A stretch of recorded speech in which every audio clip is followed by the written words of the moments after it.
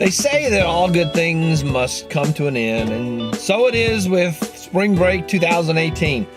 Today is the last day of spring break, and after this, well, spring break's over. I'm Bill Snodgrass. Welcome to episode 54. What I'm going to do in this video, I've got a photo shoot scheduled, and I've never been to the location. So I'm going to do a little day in the life vlog here. We're going to go check this place out. It's going to probably tend to be sort of photography oriented. Also, I got a question among the comments on my contest. So there's one of the ways you can enter is through asking questions. And one of the questions was they would like to know a little bit more about the gear that I use for vlogging and I guess for photography as well. So I'm going to talk a little bit about my photography gear, what I use when I'm doing photo shoots. It's nothing like particularly special. It's camera, some lenses, flashes. Well, I'll talk about those things. So that's what we're going to do. And so I got to go pick up a thing from a place. And then we're going to go find this place called Ogden Gardens, which is that way in another town called Valparaiso. So thanks for being along, and we'll talk a little bit about this day as we go along. Also, got this couple of things. I got to show this other thing later on. I'll get to that in a minute. Also, there's a package coming today, so there's going to be a little package time. It's nothing awesome either. Anyway, let's get going. So I got myself organized to go out here and scout this location, and bought gas. That means prices are probably going to dive tomorrow, but yeah, I needed to get gas.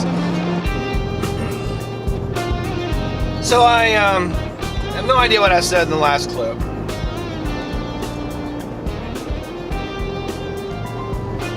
Well, as we're traveling towards this place, this location I'm going to take a look at, I want to say just a couple things about photography as a business, or in my case as a part-time business. The hardest part, if you ask me, and probably if you ask a lot of photographers, the hardest part is the business side, getting customers.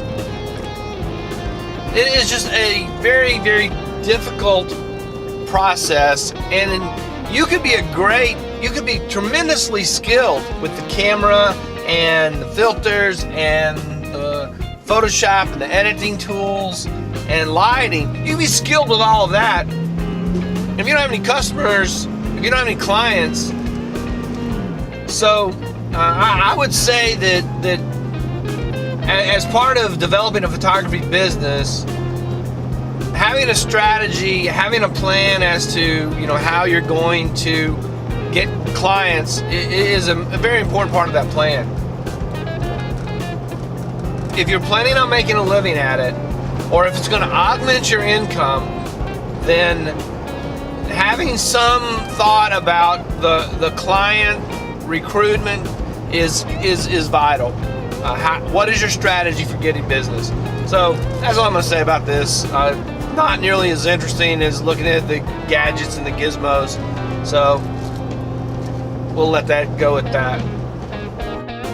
The first thing I want to say about equipment is, if you're going to represent yourself as a professional photographer, you need to have your gear in order. You need to have a sense of what you need and how you're going to use it, and you need to have it all packed up and ready to go.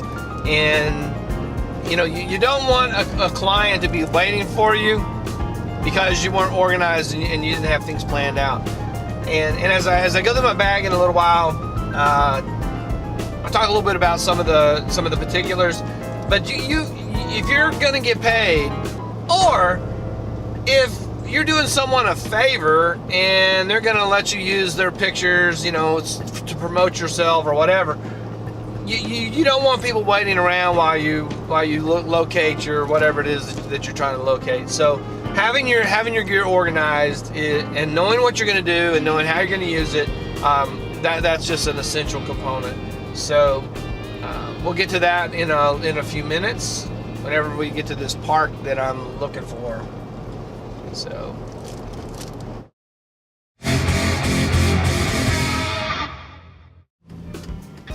So I made this video to respond to social media contacts,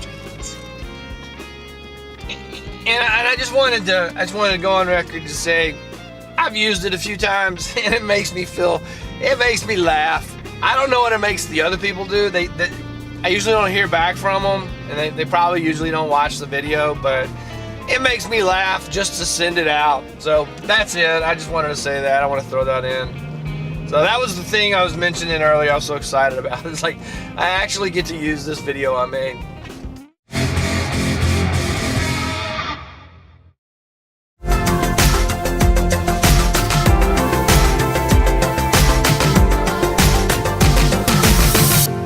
Package time.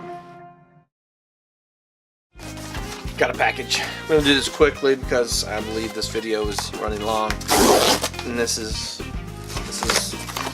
not a horrifically exciting package time anyway. So I loaned my GoPro to somebody, and I think I took the lens cap off before I gave it to them so they wouldn't lose it, and then I lost it. So I found this little kit. It's 2 GoPro lens caps and 2, I don't even know, some kind of filters. I will link it down below. I just need the lens caps, and it's the UV filters. It made sense to buy the whole set.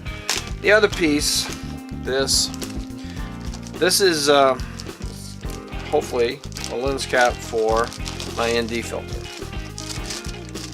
Because more and more I am just leaving the ND filter on the camera. So I got it works. It'll do what I need it to do.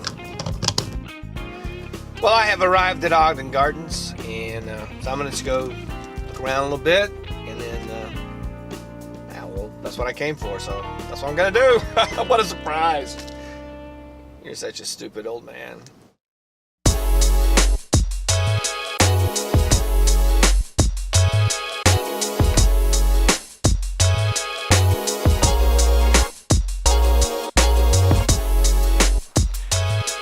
Ogden Gardens, and I looked around and I really like it. I think there's a lot of potential here for a photo shoot, and for a photo shoot. I don't know what a shoot is, but if there was such a thing as a shoot, this would probably be a good place for that as well.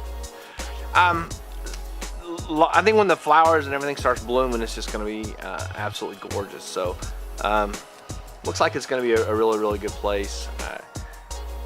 Totally looking forward to coming and doing the shoot here. So to the question about gear for a photo shoot, what gear do I use for a photo shoot? What kind of equipment? I have several camera bags, and when I go to do a photo shoot, I basically, the day before, I put everything in that I'm going to use on the shoot. I put it in one bag. So I'm going to kind of go through that real quick. I'm shooting on a 77D body, and I'm going to do a whole video on this body. I ultimately decided to buy this after seeing a video by Jared Poland where he compared the 77D, the 80D, and the T7i. So that's the I'm going to do a whole video on this body. The lens that I start off with, I always start off with this EF 28-135. It's an EF lens. It's very big. It's very heavy. It does macro, but I start with it because of the zoom. It has the zoom, the 28 to 135. And here's something when you're working with people, clients. There's going to be some getting used to them, and them getting used to you. And so having the telephoto, having the zoom, allows you to kind of ease into really like sticking the camera right in their face. Most people who are not the subject of a lot of photography, they find that a little bit intimidating, and to get the kind of portraits that are high quality. Sometimes you need to get the composition needs to be just right, and you need to get closer. So the telephoto allows us to ease into that. And little by little, over the first 10 or 15 minutes, I gradually get closer and closer into their space. So this is a really good lens. It's in my list of things that I use. I call it the session lens, the super awesome session lens. So I always have this on the body, ready to go. Take it out, start shooting. The other lens I always have. This is this is my prime lens. This is the 50mm 1.4. So you can if you know anything about the 50mm 1.4, it's going to give you a really nice shallow depth of field, and then it's just a fantastic lens. I would probably start with this lens if I were working with professionals, just so that because they're not going to be so intimidated by being around their face. The 1.2 prime lens is obviously an amazing lens, but at the price point, and this is an EF, so it works on a full frame sensor as well. So at the price point, the 1.4 just made a lot more sense for me where I am in my career, so I got the 1.4. The 1.8, they call it the nifty 50. The 1.8, great lens, but I went ahead and bumped up to the 1.4 just because that extra half a stop, it's just nice to have. It's a good solid lens, takes beautiful pictures, very clear, no distortion on that, all the things you expect from an EF lens. Same with this. This is the 135. I think technically it's a USM. It's in there somewhere. It's IS, obviously, 72mm lens cap. It's a wonderful lens. Highly recommend it. If you could only have one lens, if I were in a situation and at my price point, in my place where I am in my career, if I only had one lens, it would be this 28-135. Because I could do an entire photo session with the 28-135. I could do any kind of landscape, any kind of pretty much any kind of scenery, kind of things like that. Shoot some sports with it. If it could only have one lens, this is the lens. I think at the price point and the availability, this is a really good alternative. I always take my flashes. I have two, and this one talks to this one, and the camera will talk to both of them. So I can put the flashes off body and use the flashes, one over here, and let the camera control the two external flashes. And you see, say, well, you know, it's a beautiful day, it's a sunny day, why are you going to use a flash?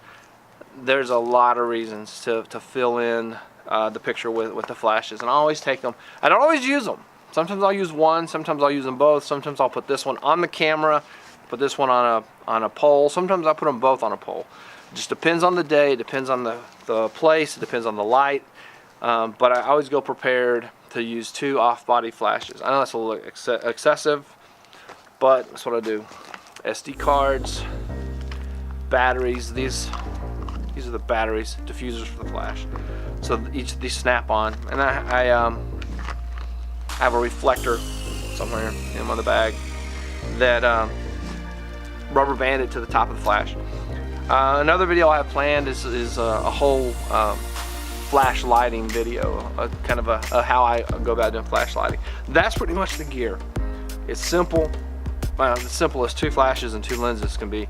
Camera body, extra batteries, make sure your camera batteries are charged, and make sure you have extras, because sure as you don't, you're gonna leave the camera on in the car, you're gonna drive to the location, and you're not gonna have a battery.